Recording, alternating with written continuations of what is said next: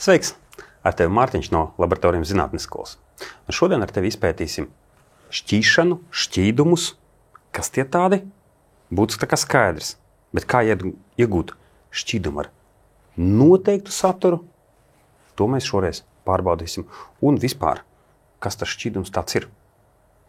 Ja es paņemu šeit glāzi, izskatās, ka tur ir ūdens, un pēc būtības ieejot īstā laboratorijā, tur kā reiz varētu ieraudzīt daudz dažādu šķidrums, bet nevis tik krāsains un kūpošs, degošs, tā kā kādā filmā, bet vienkārši tā kā ūdens pudeles, caurspīdīgi šķīdumi, daudz dažādās pudelēs ar dažādiem uzrakstiem, jo dažādas vielas šķīstot ūdenī var veidot vienkārši caurspīdīgu šķīdumu.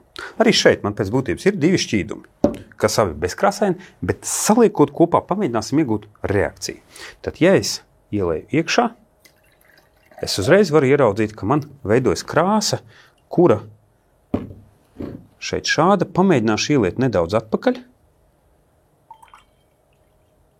Un šeit man tā nenotiek. Labi, lejam vēl klāt vairāk. Un te var skaidri redzēt, ka mums ir tāda tumšlilā krāsa. Lejam klāt vēl. Jā, un, protams, kad kādā brīdī notiekot noteiktiem procesiem, mēs atkal kaut ko redzējām, varam neredzēt. Un viss izskatās vienkārši caurspīdīgs šķīdums. Nolikšu malā, parādīšu vienu no savām mīļākajām reakcijām. Šeit arī divi šķidrumi. Te gan var redzēt interesanti, ka viens no tiem ir duļķaināks. Tas nozīmē norāda uz to, ka tur kaut kas ir, bet šis gan izskatās kā ūdens, tātad ūdeni parasti pieliejot pie duļķaina šķīduma, pie ķīseļa, viss nekas nemainīsies. Šajā gadījumā paņemsim un pieliesim nedaudz klāt, tiešām nekas nemainās. Bet pavērojot, var ieraudzīt, ka tomēr notiek. Tad ir kaut kādas reakcijas, kur nenotiek uzreiz, bet pēc laika.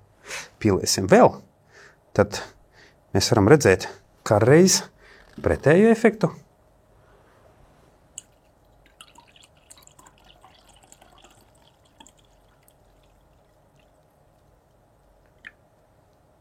Un tad var būt tā, ka tas šķīdums kā reaģē, tad mēs iegūstam kaut kādu krāsainu un kaut ko caurspīdīgu. Bet viennozīmīgi tur var pateikt, ka kaut kas ir. Bet kas tad ir tīrs ūdens? Ja tā padomā, tad parasti mājās par tīru ūdeni sauc to, ko mēs varam paņemt no krāna, ir īpaši, ja tur ir vēl filtri, nofiltrējam, šķiet tīrs ūdens. Bet ķīmiķis gan pateikt, nē, tur kaut kas klāt ir. Piemēram, paņemsim pudeli, man ir minerāla ūdens pudele, un šeit tad man ir lielākā daļa ūdens, bet, ja es pastos kaut kādas sastāvdaļas vēl klāt, man te piemēram būtiskas sastāvdaļas, tad es varu ieraudzīt, ka man tiek pierakstīts klāt kalcija joni, magnija joni, nātrija, kālija un tā tālāk. Jā. Pats ūdens ir H2O. Šādā veidā šeit parādīt, ka mums ir kaut kas vēl. Kaut gan, parasti mēs to īsti nemanām. Un kā to varētu ieraudzīt? To mēs kā reiz varam pārbaudīt ar noteiktām ķīmiskām reakcijām. Šeit man ir novārīts krāna ūdens, un es ieliešu to šādā 100 ml glāzītē.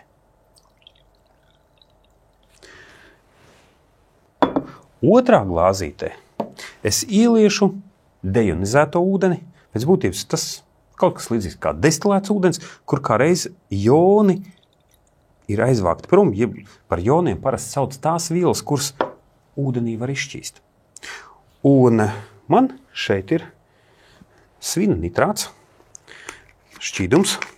Svina nitrāts šķīdums ļoti atšķēdīs, bet pilnībā pietiekam, ja mēs piepilnāsim dažas pilienus, paskatīsimies, vai var redzēt vispār kādu atšķirību. Tā, paņemam pipeti, paņemam nedaudz šķīduma, un tagad iepilināsim iekšā un paskatīsimies, vai var redzēt kādu atšķirību.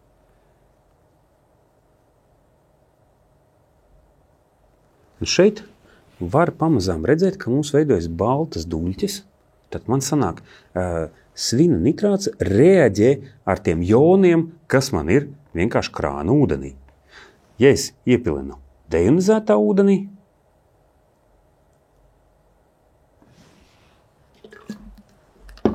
tur man nekādas duļķis neveidojas. Un tad tas norāda to, ka krāna ūdenī vēl joprojām ir kaut kādas vielas. Un ķīmiķis viennozīmīgi to nesaukt par tīru ūdeni, lai gan mūsu ikdienai pilnīgi pietiek, jo arī sāļi mūsu organismam ir vajadzīgi. Tagad pārbaudīsim, vai ūdenī bez cietām daļņām mums ir arī vēl gāze.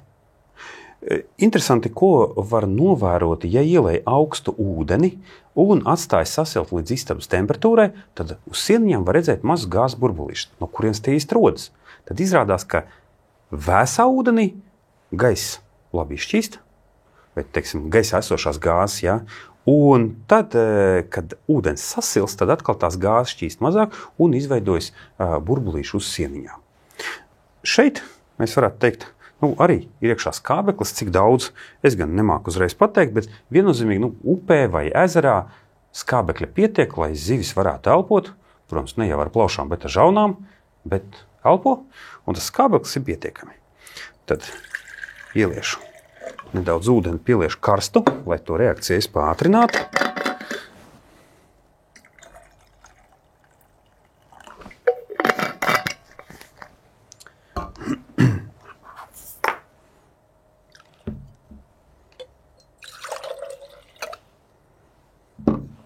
Un tagad pievienošu divas vielas. Tad man ir vienā glāzē, es pielikšu glikozi, kas man izšķīst diezgan ātri. Otrā glāzē es pievienošu sārmu. Un to izmaisīšu, tam arī vajadzētu diezgan ātri izšķīst. Tajā brīdī, kad to savieno, tad izrādās, ka reakcija var notikt pateicoties skābeklim, kas ir iekšā pašā ūdenī. Bet, lai to vizuāli varētu ieraudzīt, es pievienošu vēl noteiktu krāsvielu. Tad tas ir speciāls indikators, ar kuru var tad īsti ieraudzīt to skābekli. Tad, ja es iepilinu,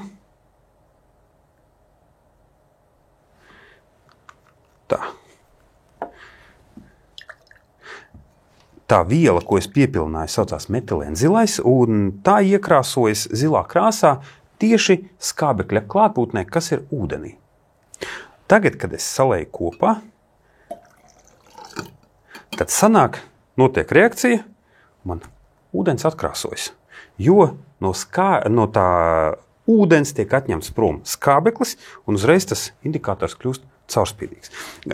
Pievienosim skābekli klāt, es vienkārši pieliešu krāna ūdeni, kurā ir tas skābeklis. Ielēju iekšā, un es varu redzēt, ka man uzreiz iekrāsojas zilā krāsā, bet tā kā reakcija notiek, tad atkrāsojas. Jā, var vēlreiz. Un pats interesantākais, bet vienkārši pārlejot no vienas glāzes otrā, mēs arī varam panākt, ka notiek reakcija ar skābekli. Protams, iekrāsojas nedaudz, un tad, kad skābeklis izrēģē, mums atkal šķidrums kļūst dzidrs. Ieliesim iekšā šajā kolbā to šķidrumu.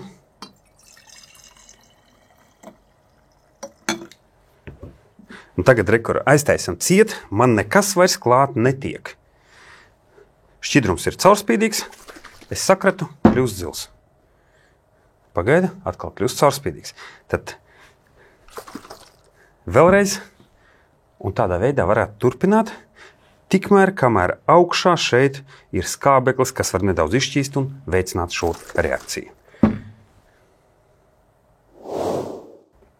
Tagad pamēģināsim uztaisīt šķīdumu ar noteiktu saturu izšķīdošai vielai. Tad, ja es šobrīd paņemu cukuru un paņemšu to pašu ūdeni, pamēģināšu uztaisīt šķīdumu. Man, protams, ir nepieciešams nosvērt precīzi tās daļas, jo tādā veidā mēs saucam masas daļa šķīdumā, jeb cik procenti vielas ir šķīdumā tieši pēc masas. Tāpēc vienā glāzītē, tūlīt mēs nosvērsim, mums ir 10 grami cukura,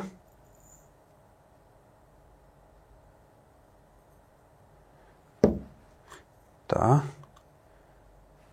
Es pieliksim pat, 10, lai ir 10, ja es teicu 10, tad 10.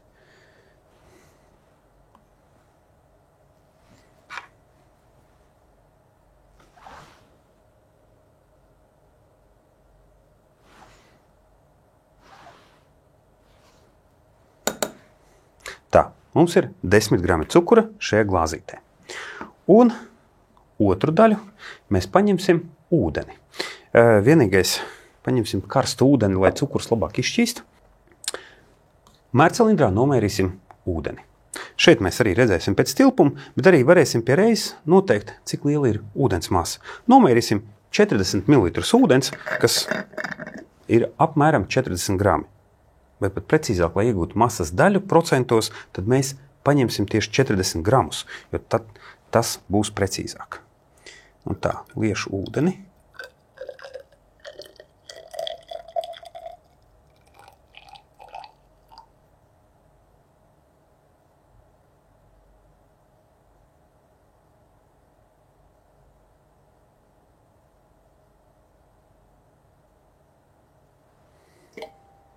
Un tā, mums ir tieši 40 grami ūdens.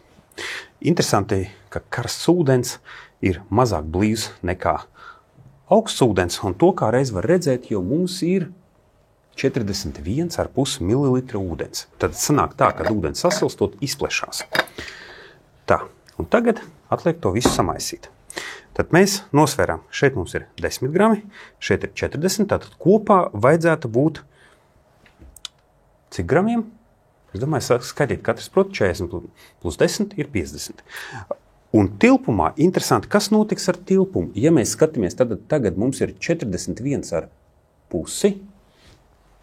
Es ielēju iekšā.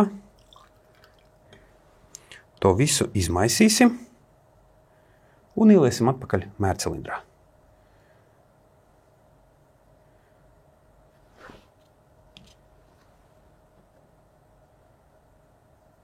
Un tā, man gandrīz viss cukurs ir izšķīdis. Tagad liešu atpakaļ.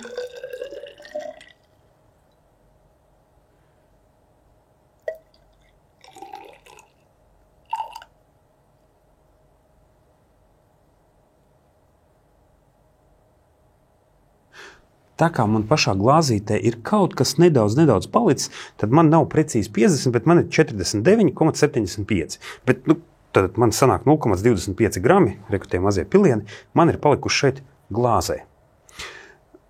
Pastīsimies, kā ir izmainījies tilpums, vai tilpums ir palielinājies par 10 ml. Un šeit, ja es paskatīšos, tad man ir, tā lai es pats arī redzu, 47 ml. Tas nozīmē to, ka tilpums arī ir palielinājies, jo cukura daļiņas ir iekšā ūdenī, bet nav palielinājies par 10 ml, bet tikai sanāk par 5,5 ml. Jo cukura un ūdens daļiņas savā starpā ļoti labi sajaucās, varētu teikt, tā kā lielāks bumbiņas, mazāks bumbiņas, tad ielien savā starpā tādā veidā, ka var būt ciešāk nekā katra atsevišķi. Un šeit mēs to arī redzam ar tilpumu izmaiņu. Par to mēs varam pateikt tā, ka šķīdumiem izmainās arī blīvums. Ja mēs uztaisim šķīdumu, tad šķīdumam mainās blīvums tādā veidā, ka tas var kļūt vai nu blīvāks vai mazāk blīvs, un īstenībā pēc blīvuma noteiktā temperatūrā tad ķīmiķi arī var noteikt, cik liels ir noteikts vielas saturs konkrētajā šķīdumā.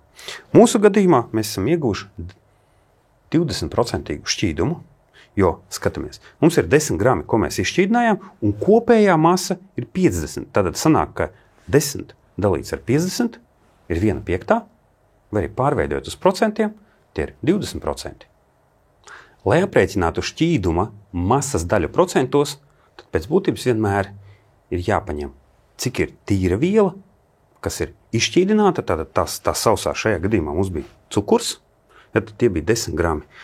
Vienmēr ir jādala ar kopējo šķīdumu masu, cik būs šķīdinātājs mūsu gadījumā ūdens kopā ar cukuru. Un tie bija 50 grami. Tad rezultātā vienmēr ņemam tad tīro vielu, dalam ar kopējo, un tad, protams, sareizinām ar 100%. Un redzēsim vienmēr, cik procenti sanāk. Bet vēlos parādīt vēl vienu interesantu lietu. Kāpēc, ja mēs pastamies karstā tējā, cukurs izšķīdīs daudz ātrāk nekā, piemēram, ja mēs vēlamies uztaisīt vēsu dzērienu ar sulu, ja tur cukurs šķīst daudz lēnāk. Kāpēc tas īsti tā notiek? Tad šeit sagatavošu trīs glāzītēs ūdeni ar atšķirīgu temperatūru. Šajā gadījumā šeit man ir istabas temperatūrā ūdens. Te es ieliešu pilnu glāzi. Šeit pusīti. Un no termosa ieliešu karsto ūdeni. Šeit ieliešu pilnu. Un šeit arī vēl pusīti.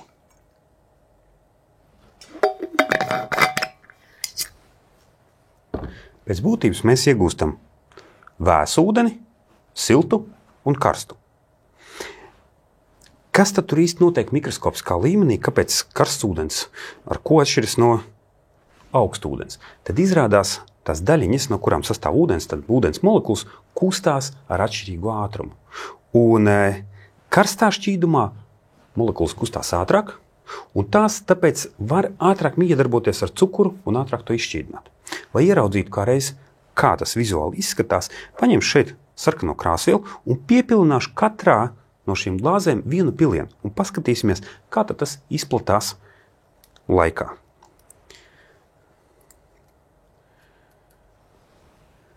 Tad viens piliens un cik ātri izplatās, skatāmies tad.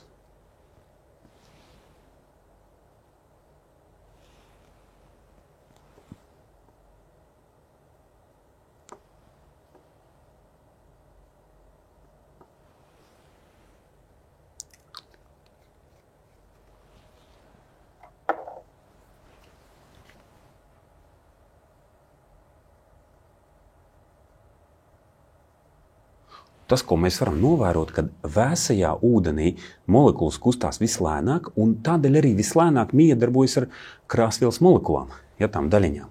Un samaisīšanās notiek vislēnāk. Savukārt šeit, kur man ir viskarstākais šķidrums, tur var redzēt kustību visvairāk un attiecīgi tādēļ šeit man krāsviela ar ūdeni samaisās visātrāk. Tad ar ko atšķirās tīrs ūdens? Priekš vienkārši cilvēku un ķīmiķa tagad ir saprotams. Ķīmiķis to uzskata par destilētu vai deionizētu ūdeni, savukārt priekš vienkārši ikdienas cilvēku šķiet pilnībā pietiek ar krāna ūdeni, arī ir tīrs. Bet tur noteikti ir dažādi sāļi.